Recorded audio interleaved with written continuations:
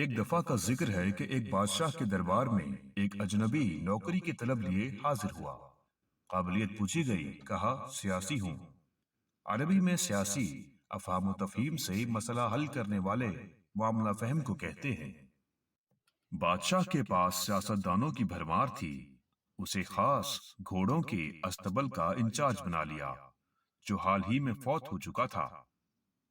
چند دن بعد بادشاہ نے اس سے اپنے سب سے مہنگے اور عزیز گھوڑے کے متعلق دریافت کیا۔ اس نے کہا نسلی نہیں ہے۔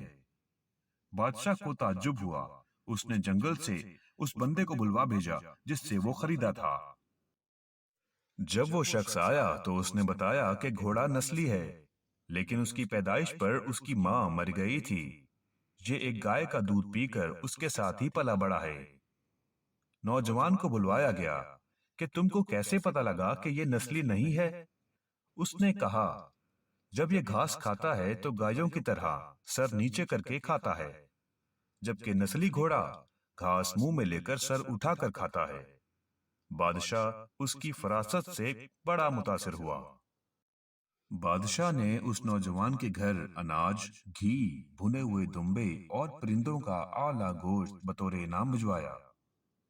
اس کے ساتھ ساتھ اسے ملکہ کے محل میں تعینات کر دیا۔ چند دنوں بعد بادشاہ نے اس نوجوان سے بیگم کے بارے میں رائے مانگی۔ اس نوجوان نے کہا کہ طور طریقے تو ملکہ جیسے ہیں، لیکن شہزادی نہیں ہے۔ بادشاہ کے پیروں تلے سے زمین نکل گئی۔ حواس بحال کیے تو ساس کو بلوا بھیجا۔ معاملہ اس کے گوش گزار کیا۔ اس نے کہا حقیقت یہ ہے کہ تمہارے باپ نے میرے خاوند سے ہماری بیٹی کی پیدائش پر ہی رشتہ مانگ لیا تھا، لیکن ہماری بیٹی 6 ماہ میں ہی فوت ہو گئی تھی۔ چنانچہ ہم نے تمہاری بادشاہت سے قریبی تعلقات قائم کرنے کے لیے کسی کی بیٹی کو اپنی بیٹی بنا لیا۔ بادشاہ نے اس نوجوان سے دریافت کیا کہ تم کو کیسے علم ہوا؟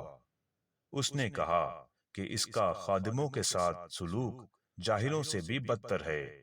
بادشاہ اس کی فراست سے خاصا متاثر ہوا اور بہت سا اناج اور بھیڑ بکریاں بطور انعام دی۔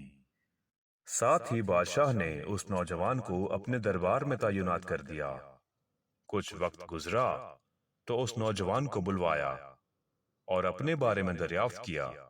نوجوان نے جان کی امان مانگی۔ بادشاہ نے وعدہ کیا اور اس نوجوان نے کہا کہ نہ تو تم بادشاہ زادے ہو اور نہ تمہارا چال چلن بادشاہوں والا ہے۔ بادشاہ کو شدید غصہ آیا، مگر جان کی امان دے چکا تھا۔ سیدھا والدہ کے محل میں گیا۔ والدہ نے کہا کہ یہ سچ ہے کہ تم ایک چرواہے کے بیٹے ہو۔ ہماری اولاد نہیں تھی تو تمہیں لے کر پالا تھا۔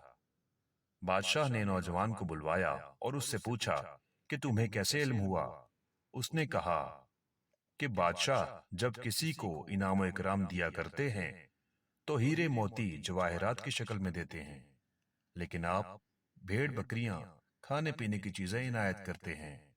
یہ اسلوب بادشاہ زادے کا نہیں، کسی چرواہے کے بیٹے کا ہی ہو سکتا ہے۔ عادتیں نسلوں کا پتہ دیتی ہیں۔ عادات، اخلاق اور طرز عمل خون اور نسل دونوں کی پہچان کرا دیتے ہیں۔